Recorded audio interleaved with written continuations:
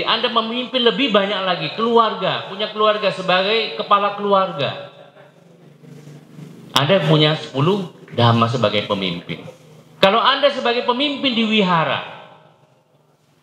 di masyarakat, Anda juga harus punya minimal 10 pemimpin, kepemimpinan yang ada dhamma ini di dalam diri Anda. Oleh karena itu sangat penting sekali di dalam kepemimpinan. Sang Buddha itu mengajarkan dhamma itu isinya semua mengenai kepemimpinan, mengenai leadership.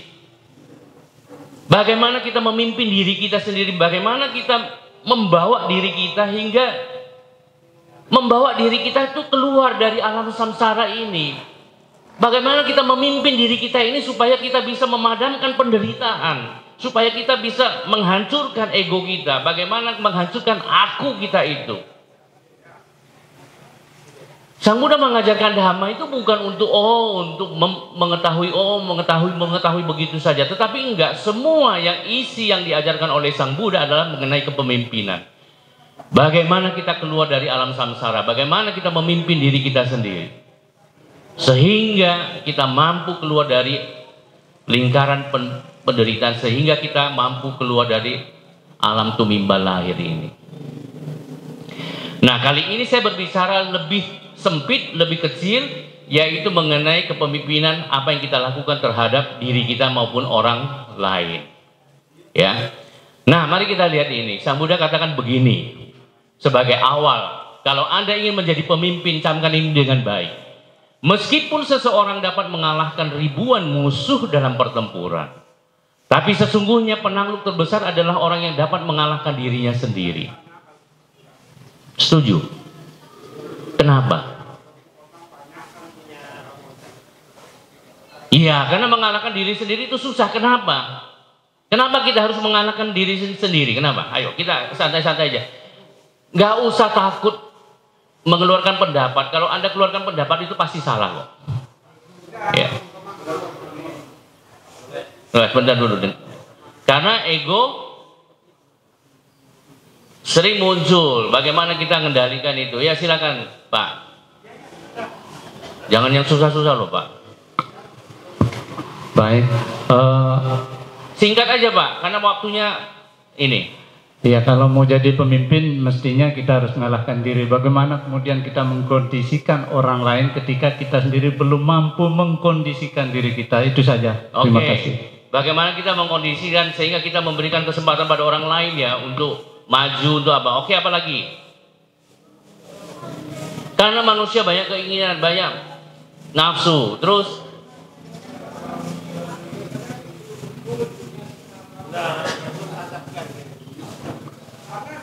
susah untuk ditaklukkan. Oke, ya. Oke, saya nggak berpanjang-panjang lagi ya. Jadi Sang Buddha mengajak orang untuk mengalahkan dirinya sendiri. Bagaimana mengalahkan hawa nafsu, bagaimana mengalahkan ego kita, bagaimana kita mengalahkan pandangan kita yang salah ini. Untuk menjadi pemimpin, menjadi contoh bagi orang lain, kita harus memberikan contoh teladan kepada orang lain bahwa apa yang kita lakukan. Kalau kita mengajarkan, oh udah jangan egois, jangan mementingkan diri sendiri. Bagaimana itu terwujud? Bagaimana itu bisa dilihat orang? Orang akan menilai diri kita dia. Ya kan? Kamu jangan merokok. Karena merokok itu nggak baik. Merokok merusak apa? Kesehatan, merusak apa? Paru-paru. Ya kan? Semua orang bisa memberikan nasihat. Tahu kan itu kan? Betul kan? Yang merokok sini siapa? Nah, kita tahu kita bisa nasihatkan kepada anak-anak kita, kepada orang lain. Tapi kita sendiri nggak bisa ngomong kepada diri sendiri. Itu loh. Nggak bisa kita kalahkan, nggak bisa kita memberikan teladan. Kita ngomong nggak boleh bohong, ternyata kita suka bohong. Kalahkan itu dulu. Oleh karena itu seorang rohaniwan, seorang pandita nantinya, apalagi lulusan STAB, ketika dia mengajarkan dhamma kepada umat, apa yang diajarkan itulah yang dilakukan. Paham ya? Apa yang dilakukan itulah yang diajarkan oleh kepada orang lain. Sehingga kita itu bebas dari celaan. Loh ya kamu sendiri ngomong begini nggak boleh, ternyata kamu sendiri melanggar. Ya, di mana martabat kita? Di mana kita katakan kita punya harga diri? Kalau kita sendiri hanya bisa ngomong tapi nggak bisa melakukan, oleh karena itu kalahkanlah diri sendiri dulu. Sesungguhnya mengalahkan diri sendiri itu lebih baik daripada mengalahkan orang lain. Kalahkan diri sendiri, nggak perlu kita menghancurkan orang lain, menaklukkan orang lain. Sampai bertengkar, kita hancurkan, kita jotos sampai dia misalnya ya, sampai adu fisik begitu. Apa untungnya? Apakah itu selesai masalah? Coba kalau dari sisi dhamma, ketika kita bisa menghancurkan orang lain, ya kita nggak suka kepada seseorang misalnya, lalu kemudian dia terpuruk, dia hancur. Puas, ya kan? Kelihatan, wah kita menang. Apakah itu selesai? Enggak. Kenapa enggak selesai? Nambah masalah, nambah musuh. Apakah selesai? Yang kalah akan berpikir kapan saya akan membalas, bukan begitu? Jangan lupa hukum karma. Ketika kita membuat kegaduhan, kita membuat kehancuran, ingin mempunyai niat menghancurkan orang lain, dan kemudian kita lakukan, dan karena kita bisa, karena kita punya uang, karena kita punya kedudukan, karena kita punya jabatan, kayak gitu loh. Udah selesai. Bibit karma itu akan membalas kepada diri kita sendiri, gak akan selesai-selesai. Oleh karena itu Sang Buddha katakan, selesaikan, kalahkan diri sendiri dulu, biar tidak ada episode selanjutnya. Jangan mau menjadi pemimpin kemudian ingin berkuasa, lalu kemudian yang lain kita hancurkan. Oleh karena itu kepemimpinan itu membuat kita bahagia, bukan semakin terpuruk. Ya, pemimpin ketika kita berorganisasi itu membuat kita semakin bahagia, bisa fun, bisa senang-senang dengan yang lain, bisa berhubungan dengan yang lain. Oke, saya akan masuk dari sisi organisasi dulu ya. Nih, ada satu ditambah satu sama dengan berapa? Yang jawab 2 tunjuk tangan. 1, 2, 3, 4, 5, 6, 7, 8, 9. Jangan lihat kiri kanan, mantep deh. Saya mau lihat yang jawab 2 tunjuk tangan. Hah? Oke. Ada 12. Yang 1 tambah 1 sama dengan 2. Yang lain itu kenapa? Apa dulu SD nggak lulus ya? 1 ditambah 1 berapa? Yang nggak tunjuk tangan tadi. Nah, lo 11 itu caranya gimana? Iya, betul nggak? Coba tanya profesor siapa ada di sini, profesor matematika. 1 tambah 1 11. Hah?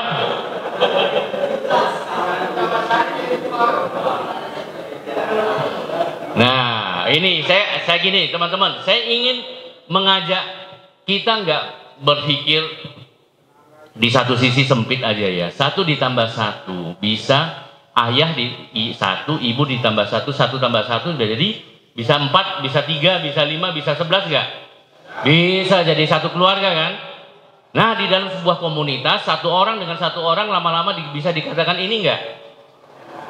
Bisa kan? Organisasi adalah definisinya apa? Kumpulan kan, gabungan kan. Kalau 2 orang itu udah berorganisasi enggak? Organisasi.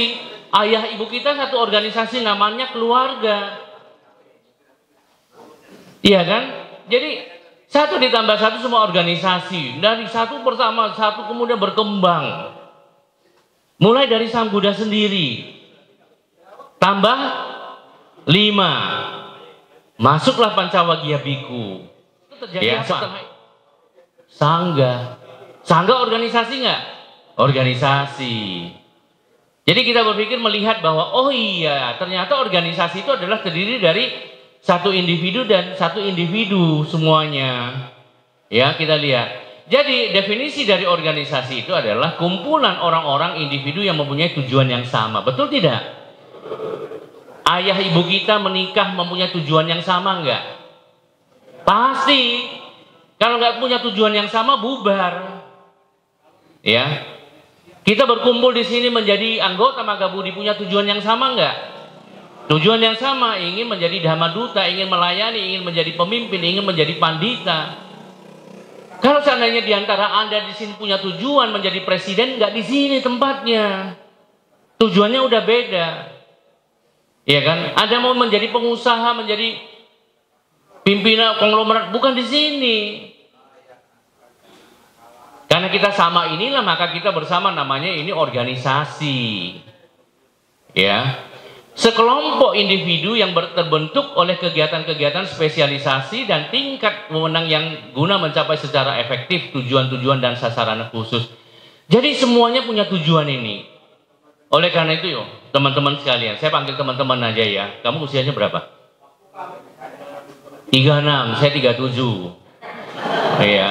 Ya makan teman kayak gitu. Wes aku dikira tua. Kamu usia berapa kamu? 29, aku 30. Nah, itu. Jadi ya teman aja biar akrab gitu loh. Ya kan? Jadi jangan lihat saya itu udah tua karena nggak punya rambut begini ya. Tadi Romo Oscar juga nggak punya rambut ya. Ya kan? Nah, ya saya sudah gundul udah cukup lama ya. Dari sejak 2005 saya gundul. Ya, saya buat gundul setiap itu cukur biar simple, nggak usah bawa sisir. Ya, Anda bawa sisir kan? Nah, lebih praktis. Cari sampo, mahal sampo, hemat. Bangun tidur itu nggak usah lihat cermin-cermin, udah pasti rapi punya. Iya kan? Tahu nggak kalau seandainya wanita itu senang yang mana? Yang gundul. Bener. Rasanya gemes sekali, mereka itu pengen pegang kayak gitu loh, apalagi geli-geli kayak gini-gini ini. Maka itu rahasia loh, ini rahasia ya, jangan kasih tahu ya. Ya, maka lihat para Bante kan gundul kan, itu disenangin semua. Iya, jadi simpel aja, jangan membuat itu rambutnya putih sudah tuh nyisir nggak sadar, sisirnya hitam semuanya, celah-celah nggak pernah ya, terus ada kutunya lagi loh. Nah, ini bebas kutu. Ya, bebas ketombe. Ya, cerah, nggak pernah murung karena itu cahayanya keluar. Ya, kalau seandainya nanti sudah tua, rambutnya putih itu kelihatan sepuh, rapuh. Ya kan? Tua kelihatannya. Kalau begini aku nggak pernah punya kelihatan uban. Orang memang nggak kelihatan, orang dicukur terus. Ya. Oke, padahal usia saya udah 60-an. Nah, udah tahu ya ini ya. Oke, nah kita belajar lagi. Apa sih manfaat organisasi? Merupakan alat sarana untuk mencapai tujuan yang efektif. Anda punya tujuan menjadi seorang pandita. Mari kita berorganisasi. Di organisasi lah Anda mendapatkan itu. Memungkinkan kita dapat menyelesaikan hal-hal yang sebagai individu tidak dapat kita lakukan sendiri.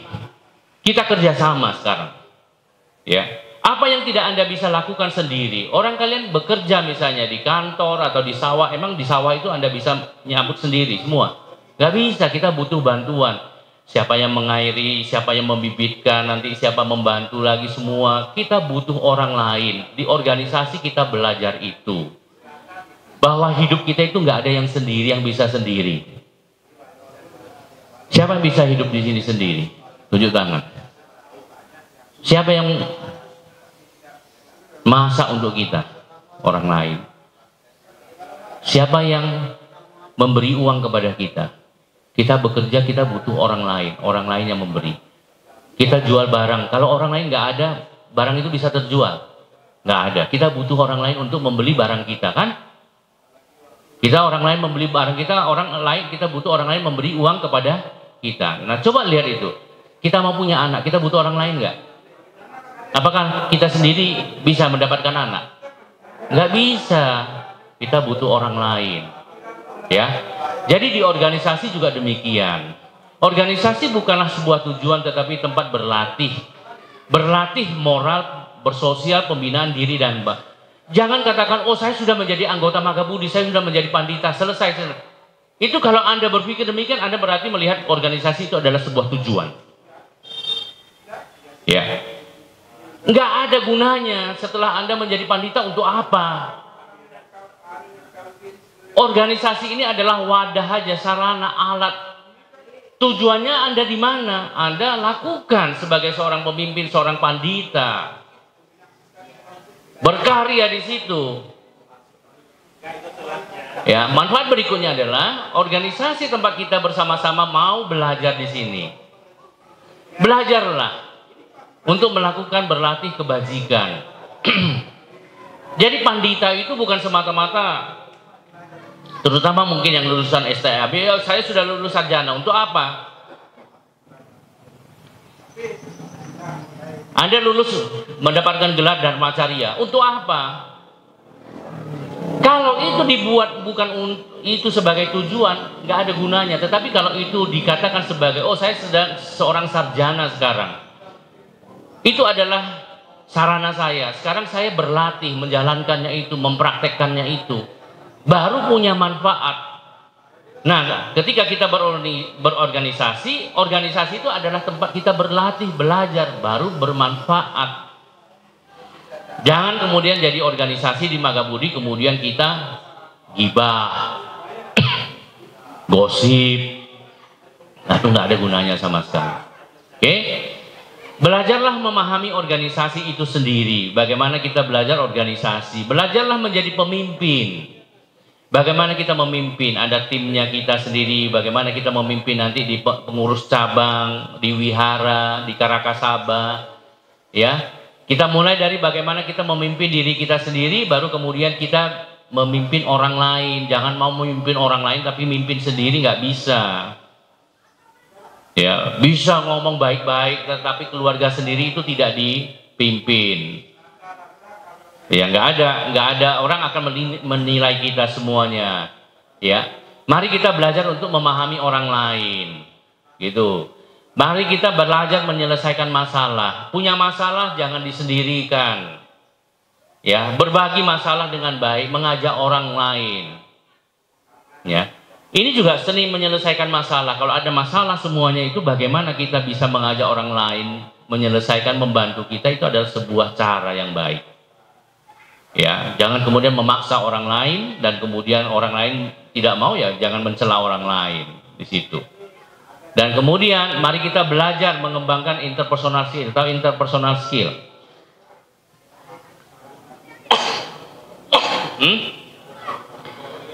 Kemampuan bagaimana membangun kemampuan berhubungan dengan orang lain. Ya. Itu enggak semua orang bisa. Interpersonal skill itu adalah dia mampu berkomunikasi dengan orang lain. Dia mampu membangun jejaring dengan orang lain semuanya. Dia mampu bekerja sama dengan orang lain. Dia mampu mau mendengar orang lain. Itu semua ada di interpersonal skill. Sehingga kita itu, kuncinya itu, ciri-ciri itu, orang itu disenangi di mana-mana. Orang itu akan dikenang. Orang itu akan dikenal banyak orang. Karena dia banyak temannya. Karena interpersonal skill dia bagus. Ya. Dan kemudian marilah kita belajar soft skill untuk pekerjaan yang akan datang. Soft skill, bahasa Inggrisnya itu adalah apa? Kemampuan-kemampuan pengetahuan, keterampilan kita. Ayo coba misalnya belajar komunikasi, public speaking. Tahu public speaking ya? Komunikasi publik, bisa pidato, bisa berbicara dengan baik di depan, itu adalah soft. Apalagi Anda katakan Anda mau menjadi seorang pandita, seorang rohaniwan, seorang dhammaduta. Modal utamanya itu adalah di public speaking yang baik. Ketika kita bisa ceramah dengan baik, orang lain mendengar, umat lain mendengar, waduh aku suka sama Rama yang satu itu. Katakan Ramanya Rama Anto misalnya. Saya suka kalau Rama Anto datang ceramah, saya mau mendengar. Nah, itu kemampuan soft skill. Ya. Semua bisa nggak itu? Bisa.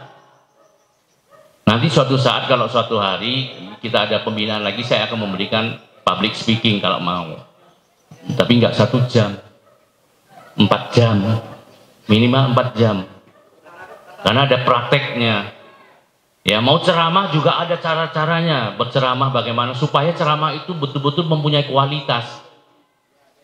Jangan datang ke depan wihara kita ceramah, isinya nggak karu-karuan, isinya nggak tahu, nggak fokus. Ya, saya harapkan lulusan STAB Ya, betul-betul upgrade kembali dirinya, jangan melupakan, jangan hilangkan hutang budi Anda. Ya, lalu kemudian saling membantu. Mari kita belajar bersama di sini. Oke, kita lanjut lagi, mau belajar menjadi terkenal. Ya, jadilah orang terkenal dengan cara berprestasi. Bukan membuat konten yang nggak benar. Konten Anda di mana? Karya. Karya Anda di mana? Ketika Anda memberikan pelayanan kepada umat. Di situ. Oke, kita lanjut. Jadi sifat organisasi itu ada formal dan ada. Kasih kesempatan. Kalau misalnya orangnya ada 5, ya udah 5. Pikirkan 5 saja. Jangan kemudian ditambah-tambah. Sehingga organisasi itu benar. Bermula dari kecil tetapi formal itu bisa menjadi besar dibanding yang acak adut misalnya. Semua merangkap. Lama-lama hancur. Ya. Nah, dalam Magabudi juga, ini semua satu-satu, nggak ada merangkap. Ketua umum ada, wakil ketua umum ada, wakil masing-masing ketua di sini ada, semua masing-masing bidang-bidang sendiri. Ini contoh. Bayangkan kalau seandainya ketua umum itu merangkap menjadi kepala bidang di sini juga, wah, bisa konflik nantinya. Oke? Nah, kita lihat lagi organisasi. Ya, dalam manajemen modern sekarang ini, saya mengambil ada 7 landasan S dalam sebuah organisasi. Sebuah organisasi itu harus punya tujuan, visi misinya, punya strategi. Magabudi itu punya strategi, punya visi misi. Ya. Anda sudah dapat buku kuning belum?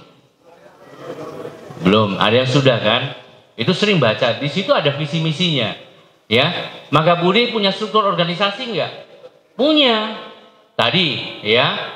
Lalu Magabudi punya anggota staf enggak? Punya. Organisasi juga harus ada, ya. Lalu di dalam organisasi di Magabudi ada enggak skill? Skill ini apa? Keahlian, keterampilan. Romo Oscar punya keterampilan apa? Romo Suyanto apa? Bidangnya saya, bidangnya apa? Semua ini adalah skill.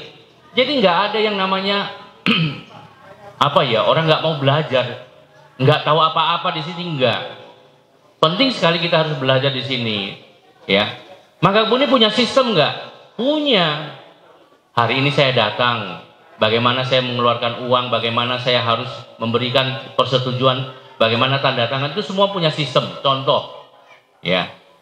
Dan kemudian gaya kepemimpinannya ada nggak? Ada. Kita adalah organisasi keagamaan, bukan organisasi masyarakat, berbasis dhamma, punya style, ya. Magabudi punya nilai-nilai enggak? Punya. Etika pandita, bangga seperti saya bangga sebagai anggota Magabudi. Saya kemana-mana nggak malu sebagai seorang anggota Magabudi. Itu adalah value, adalah nilai yang saya dapatkan. Saya bangga menjadi seorang umat Buddha. Saya bangga menjadi bagian dari wihara ini, saya bangga bagian dari organisasi ini. Itu adalah nilai yang kita peroleh. Tetapi teman-teman semuanya, ya, ke-7 S ini semuanya kan awalnya S ini semua, ini nggak bisa berdiri sendiri. Ini semuanya saling kait-mengkait, saling membantu. Paham ya? Nah, nanti kalau kita mau belajar lagi, ya saya katakan kursus 3 hari ini sampai besok itu nggak cukup, saya katakan, ya. Bagaimanapun itu nggak cukup, kita perlu belajar. Alangkah baiknya sering kita mengusulkan untuk bertemu, kita belajar lagi, membahas apa yang kita butuhkan, ya. Nah, ini satu contoh, oke? Kita lihat dalam manajemen, pembelajaran manajemen. Kita lihat manajemen itu apa? Punya perencanaan, pengorganisasian, kepemimpinan, pengendalian. Ya, seorang pandita bisa menggunakan ini. Saya punya rencana apa semua, harus ada. Ya, jangan seperti layang-layang putus, nggak punya alur, nggak tahu kemana. Kalian itu semua, teman-teman semua harus punya rencana. Apa sih kalau saya menjadi seorang pandita, saya punya rencana apa? Harus punya. Bagaimana saya mengorganisir pengorganisasian saya supaya saya punya jadwal yang baik. Hari ini saya ceramah di wihara ini, minggu depan di ini, itu ceramah. Hari ini saya mau belajar ini pengorganisasian semuanya itu. Dalam perencanaan dan organisasi. Kepemimpinan, tunjukkan bahwa Anda adalah seorang pemimpin, punya nilai sebagai seorang pemimpin. Punya pengendalian, bagaimana Anda kontrol, bagaimana Anda mengendalikan diri Anda. Jangan liar. Ya, jangan nggak punya apa-apa, nggak tahu apa-apa, ditanya nggak tahu apa-apa, semua tahu kepemimpinan. Nah, baru keempat fungsi ini kita akan meraih tujuan kita menjadi seorang pandita, tujuan kita berorganisasi. Tetapi ini pelajaran umum. Bagaimana kalau sebagai kita tambah lagi kita sebagai seorang Buddhis? Visi misi kita itu harus punya. Apa visi misi dalam kehidupan kita ini? Apa? Ayo, nggak apa-apa, jawab aja. Kita tukar pikiran. Hah? Bahagia, visi misi bahagia. Hah? Sukses. Visi misinya apa, Pak? Bahagia. Apa? Hah? Jadi orang kaya. Nggak apa-apa, betul. Siapa sini mau jadi orang miskin? Tunjuk tangan. Hah? Nggak ada kan? Betul loh, dia katakan kita semua punya visi misi menjadi orang kaya kok. Tapi sebagai seorang Buddhis apa visi misi kita? Siapa yang jawab Nibbana tadi? Nibbana, betul. Visi kita ini, kita lahir sekarang sebagai manusia ini untuk jangka kehidupan kita adalah Nibbana, padamnya penderitaan, tidak mau lagi tumimbal lahir. Itu visi misi kita. Visi kita ke depan, tujuan kita. Misi kita itu apa? Jadi orang baik dari setiap kehidupan ini, setiap waktu. Setiap kehidupan ini, setiap waktu kita itu pergunakan dengan sebaik-baiknya supaya tujuan itu tercapai. Kalau dalam kehidupan kita ini, waktu-waktu kita ini hanya bermain-main aja, main tiap hari, main game, lihat Instagram, main WA, main apa, bisa Nibbana itu. Malu dong. Ya. Masih sibuk beli rokok lagi, ngider-ngider rokok, itu bisa Nibbana. Enggak bisa, cepat matinya malah. Cepat tumimbal lahir lagi terus. Syukur kita jadi manusia lagi, tapi syukur besoknya jadi embek. Ya, jadi kuda atau jadi genderuwo ataupun jadi hantu-hantu kelaparan. Visi kita itu adalah tujuan kita berorganisasi dalam kehidupan ini adalah Nibbana. Oleh karena itu kita butuh sila samadhi panya. Nah, ini adalah kita berorganisasi. Nah, sekarang saya mau tanya lagi, lanjut lagi ke dalam kepemimpinan. Ada sebuah pertanyaan. Who is our leader? Artinya tahu kan? Ya. Siapa pemimpin kita? Diri sendiri, setuju? Betul. I'm a leader. Ya, diri sendiri adalah. Nah, bagaimana kita melihat konsep leader dengan bos sekarang ini? Kita lihat ya. Kalau bos itu dia duduk di belakang meja nih. Dia hanya perintah aja. Ini biasanya orang di perusahaan, di mana-mana, ini bos.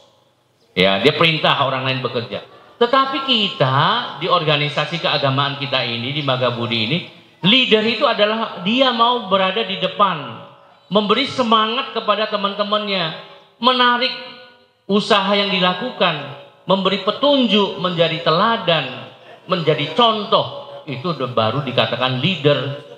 Kalau seandainya suatu hari teman-teman sekalian di wihara Anda hanya memberikan, kamu lakukan ini, kamu lakukan itu berarti hati-hati, itu penyakit bos. Ya, tapi ketika Anda memberikan contoh dan kemudian Pak, sudah Pak, nggak apa-apa Pak, kami sudah mengerti. Nah, mereka itu ikut membantu dan melakukan seperti apa yang Anda lakukan.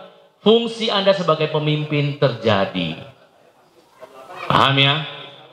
Jadi di rumah hati-hati dengan anak-anak, leader atau bos. Kalau Anda ingin menjadi pemimpin di rumah, Anda memberikan petunjuk kepada anak-anak, kepada keluarga Anda. Ini yang baik, ini yang tidak baik. Bukan merintah. Ini.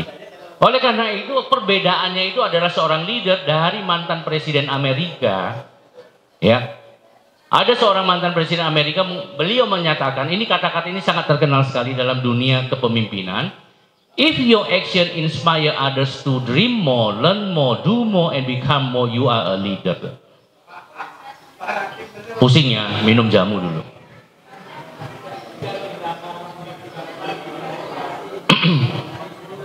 Iya. Apabila tindakan Anda, apa yang Anda lakukan itu memberikan inspirasi kepada orang lain untuk melakukan, untuk bermimpi dulu. Ya, bisa bermimpi, orang lain mempunyai imajinasi.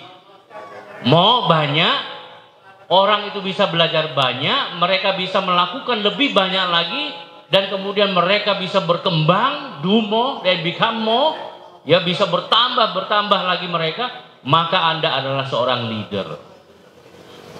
Demikianlah tugas kita sebagai seorang pandita. Ketika kita mengajarkan dhamma, ketika kita memberikan inspirasi, memberikan ceramah, Anda memberikan inspirasi kepada orang lain, kepada umat itu, supaya mereka itu berjalan, mengikuti dan mempraktekkan dhamma. Ketika mereka bisa mempraktekkan dhamma, mereka itu mempunyai harapan yang besar sekali. Kebahagiaan itu muncul. Anda akan bahagia melihat mereka bahagia, bukan begitu? Iya kan? Kita adalah pemimpin di situ. Orang semakin baik. Yang dulu pelit berdana, sekarang mau berdana. Iya kan? Yang dulu nggak mengerti sila, sekarang mau melaksanakan sila. Yang dulu nggak pernah atas sila, sekarang atas sila. Anda suruh orang atas sila, Anda harus atas sila ya. Anda suruh woi mari kita bermeditasi, Anda juga harus bermeditasi. Ya, kan nanti akan dilihat. Inspirasi-inspirasi itulah kemudian yang menunjukkan bahwa Anda adalah seorang leader, seorang pemimpin. Ya. Oleh karena itu pemimpin itu dibentuk atau dilahirkan? Dibentuk. Gak ada orang lahir langsung kemudian jadi pemimpin, enggak. Tapi kita belajar dibentuk, diri kita dibentuk menjadi seorang pemimpin. Ya. Memberikan inspirasi. Nah, mari kita lihat ini. Some say leaders are born. Ada orang menyatakan pemimpin itu lahir, tetapi ada orang juga menyatakan bahwa pemimpin itu dibentuk. More.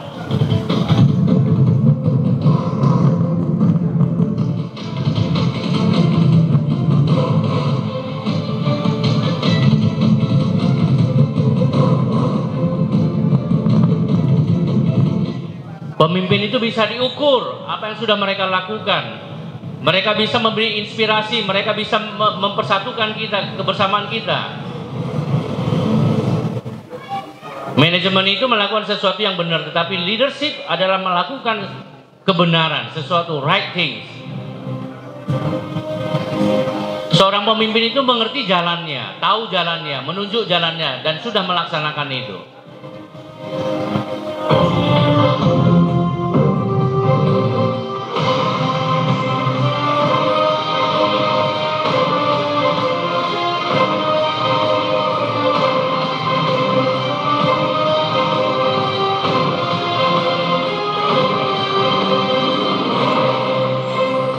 Seorang pemimpin mempunyai visi, mau belajar, mempunyai inovasi, menjadi motivator, bisa berkomunikasi, bisa memfasilitasi, bisa memberikan nasihat. Pertanyaan, apakah Anda semua pemimpin di sini? Oke? Ya, itu sebuah video. Ya, Anda melihat di situ contoh-contoh aja. Seorang pemimpin itu bisa membangun, memberikan inspirasi, bisa memotivasi orang lain. Nah, Anda harus belajar bagaimana Anda memberikan motivasi, inspirasi. Inspirasi, motivasi itu muncul dari mana? Hasil praktek dhamma Anda. Hasil praktek dalam kehidupan ini. Oke. Saya ingin berbagi sedikit.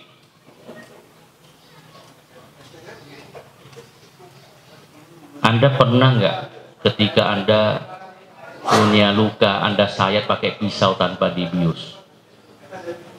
Mau nggak?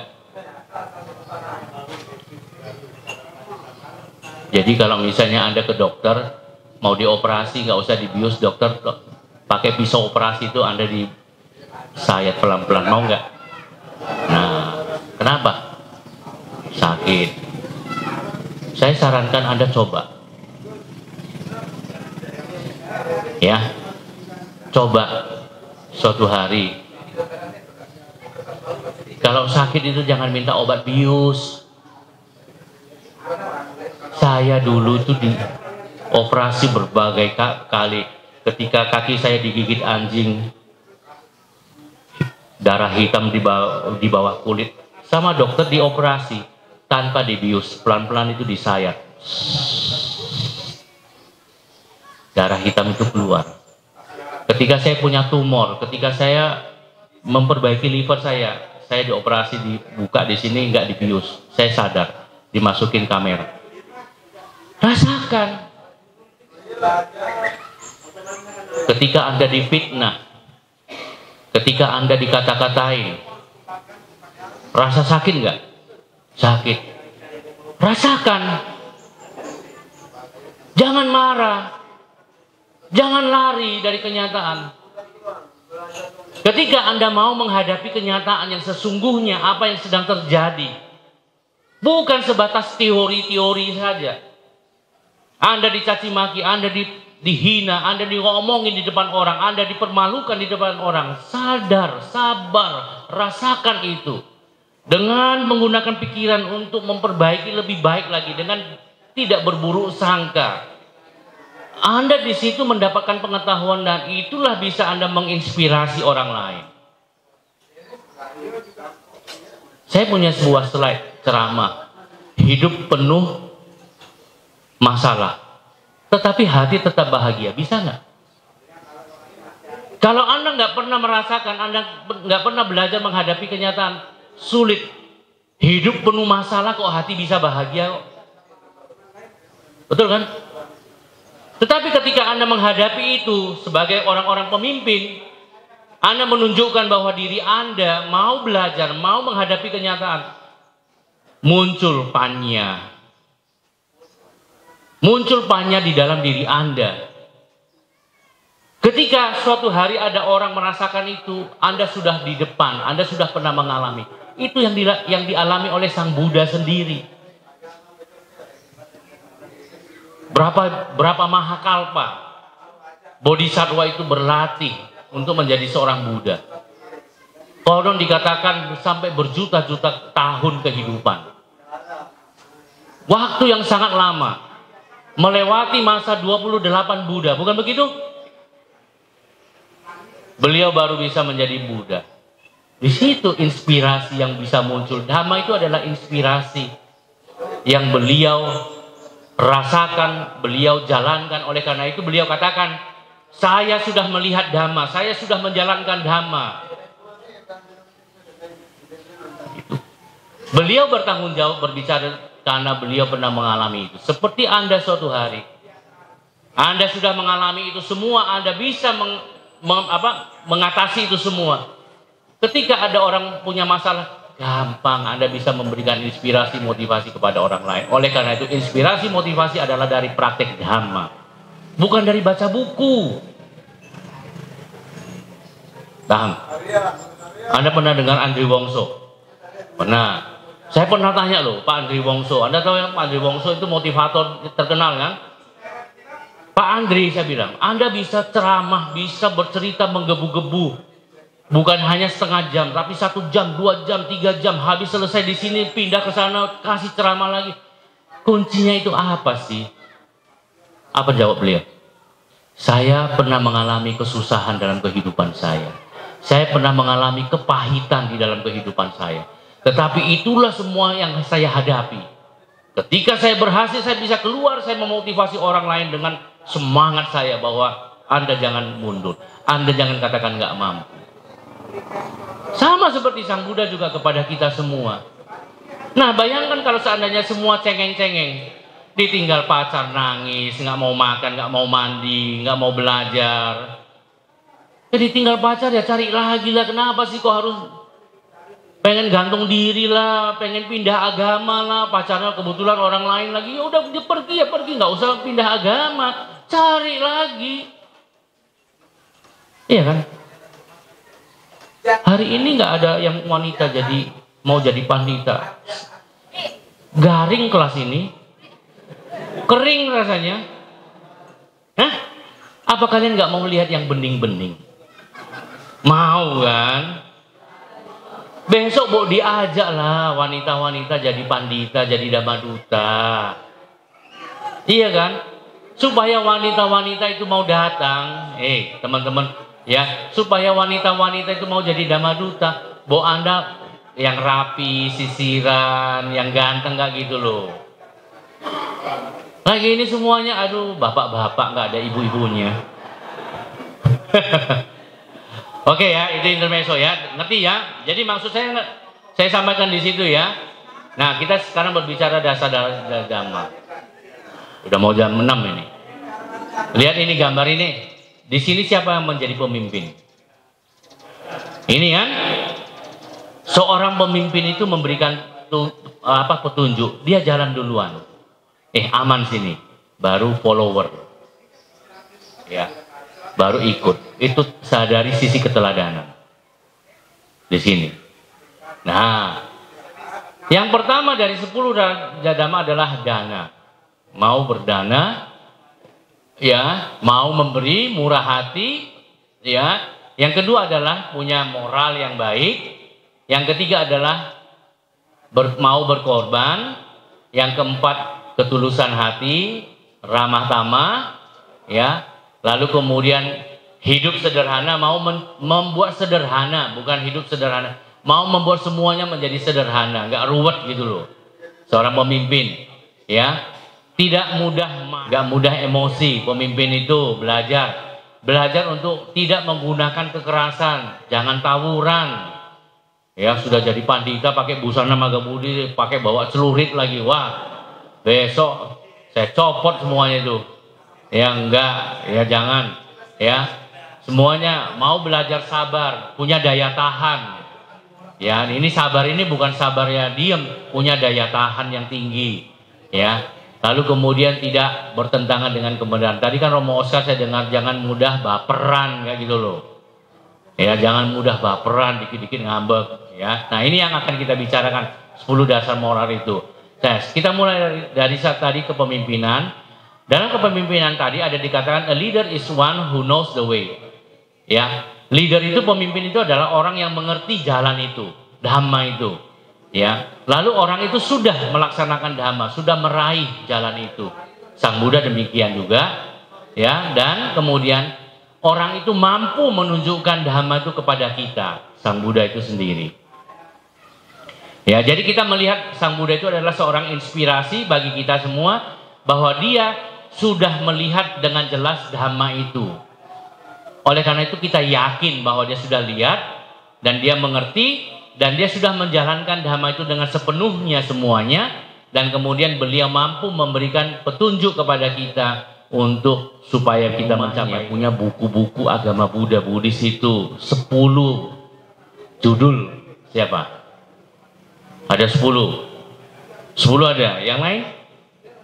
Kurang. Lapi itu. Buku Parita nggak cukup. Harus baca banyak buku. 10 itu juga kurang sebenarnya. Ya. Jangan habiskan uang kalian itu kemudian Anda beli pulsa. Hilang kesempatan itu. Kenapa? Anda berpulsa ngomong, tapi uang itu hilang. Anda nggak mendapatkan apa-apa. Sering saya tegur, terutama yang muda-muda ya. Jangan hilangkan uang yang Anda dapat itu kemudian lenyap begitu aja. Kenapa saya katakan? Setelah itu ya kesenangan aja, main di WA, Instagram, ya kan? Kita butuh eksis nggak di dalam sosial media saat sekarang ini? Butuh, tetapi bukan totalitas di situ. Apalagi Anda menjadi seorang pandita, Anda harus punya pengetahuan yang dalam. Ditanya oleh umat Anda sebagai seorang rohaniwan, seorang pandita, Romo atau Rama, saya ingin bertanya begini-begini, Anda nggak bisa jawab. Malu nggak? Malu. Jelas-jelas malu. Kalau ditanya 10 pertanyaan, masa 10-10-nya nggak bisa dijawab? Itu namanya pandita katrok. Iya kan?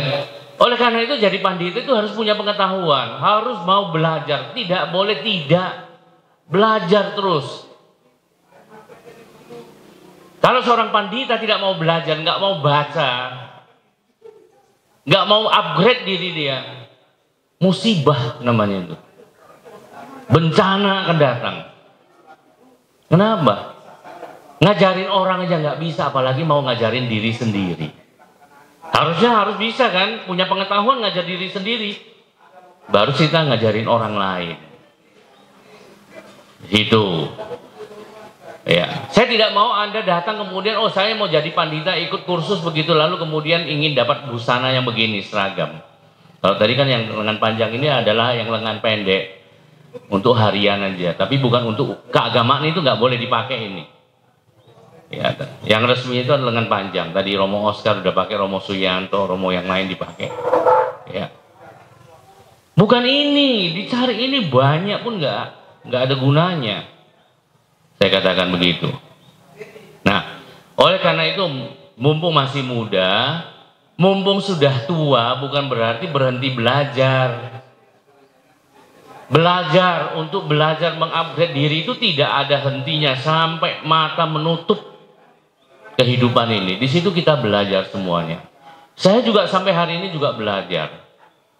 Kalau saya nggak belajar, saya nggak bisa upgrade, saya nggak bisa mengerti banyak hal, saya nggak bisa membantu umat saya, umat Buddha kita. Saya nggak berani berbicara dengan rohaniwan dari agama lain. Anda tahu misalnya dari para pendeta dari Kristen itu, mereka sarjana loh, sarjana teologi. Mereka kuliah 4 tahun untuk menjadi pendeta di gereja mereka. Ya, di komunitas mereka itu menjadi sarjana teologi itu 4 tahun. Ada yang doktor, tambah lagi 4 tahun lagi, S2, S3 doktor. Nah, kita jadi pandita. Sini ada lulusan STAB enggak? 1. STAB tunjuk tangan, mana? 1, 2, 3, 4, 5, 6, 7. STAB mana? Nalanda, Kertarajasa, Kertarajasa, Sailendra, STAB lainnya, Semaratungga. Jadi Anda lulusan STAB itu sekarang penajaman. Anda 4 tahun kan? Harusnya lebih bagus dari saya. Lulusannya gelarnya apa? Dharmacarya. Nah, Acarya Dhamma loh itu. Ya, udah harus siap di situ. Nah, sekarang kita berbicara praktek kepemimpinan di dalam agama Buddha itu. Bagaimana sih kita pemimpin agama Buddha? Kalau lulusan STAB tahu kan? Dasar Raja Dhamma tahu kan? Pernah dengar nggak? Pernah dengar tapi belum tahu. Waduh Pak, itu namanya sudah nggak ada hutang budi dengan dosennya, sudah dikembalikan semuanya. Ya, jadi kalau kita sekolah, kalau sudah kuliah, lalu kemudian ditanya, sudah nggak ngerti, udah nggak ingat lagi, itu namanya sudah nggak ada hutang budi dengan kampus, sudah nggak ada hutang budi dengan dosen-dosennya, udah dikembalikan semua. Itu jadinya kita jadi katrok lagi. Ya jangan, harus ingat. Nah, saya ambil itu dari sana. 10 dhamma dalam kepemimpinan, dasar Raja Dhamma. Dasar moral kepemimpinan berbasis melayani. Ya, nanti slide saya cukup banyak, contoh-contohnya ada video, lalu kemudian ada berbahasa Inggris. Bisa ya berbahasa Inggris ya? Hah? Ayo. Ya bisa, harus belajar. Nah itu kita harus belajar. Ya, apalagi suatu hari misalnya, suatu hari ya, ini kan di Lombok semua ya. Ya kan, di Lombok. Lombok itu pariwisata loh. Ya, nilai jualnya itu di pariwisata, keindahan alamnya. Suatu hari datanglah ya sepasang bule, orang asing misalnya. Dia ingin menikah, dia lihat wihara ya, Buddha Wangsa ini indah sekali ya. Wah, asri sekali. Saya ingin menikah secara agama Buddha. Nah, iya. Gimana? Hah? Anda bahasa Arab sama dia? Kan enggak. Anda bahasa Pali sama dia? Kan enggak. Ya kan? Anda menggunakan bahasa Inggris kan? Nah, kalau seandainya seorang pandita, seorang rohaniwan mau memimpin, loh ya itu ngomongnya gimana cara ngomongnya ya? Mau ngawinin gimana kan? Ya. Pakai kode-kode kayak gitu atau pakai telepati. Hah? Lah, kan nggak begitu. Itu refleksi cerminan bagi diri kita. Itu jangan kita ketawa tadi itu, kita tertawa tadi itu mentertawakan diri kita sendiri. Alangkah banyaknya ketinggalan bagi diri kita. Kalau Anda bisa begitu, Anda bisa berpikir demikian, iya ya. Saya harus belajar. Anda pernah mendengar ceramahnya Bante Utomo? Pernah? Anda ngakak nggak? Ketawa nggak kalau dia dengar dia ceramah? Ketawa kan? Ketawa, orang mendengar itu ketawa semua. Tapi orang sadar nggak kalau orang itu tertawa sebenarnya tertawa kebodohan dia sendiri? Nggak sadar. Ketika Bante Utomo ceramah kepada kita, dia simpel saja, sangat sederhana sekali dan membuat sesuatu gerakan ataupun sesuatu pemikiran yang lucu begitu.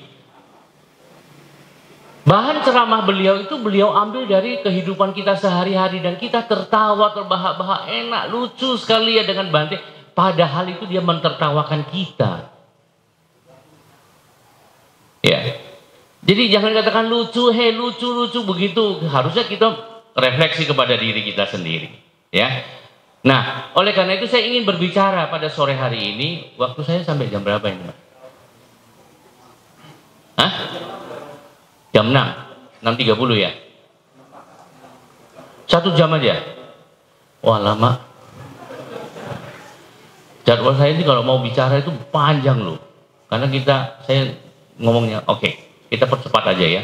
Jadi, fungsi kita menjadi pemimpin, apa yang diajarkan oleh Guru Agung kepada kita? Dasar Raja Dhamma ini adalah dhamma yang dimiliki oleh seorang pemimpin. Kalau Anda menyatakan diri Anda adalah seorang pemimpin, Anda memimpin di mana? Minimal Anda memimpin diri Anda sendiri. Anda harus punya 10 dhamma ini. Kalaupun Anda tidak memimpin diri Anda sendiri,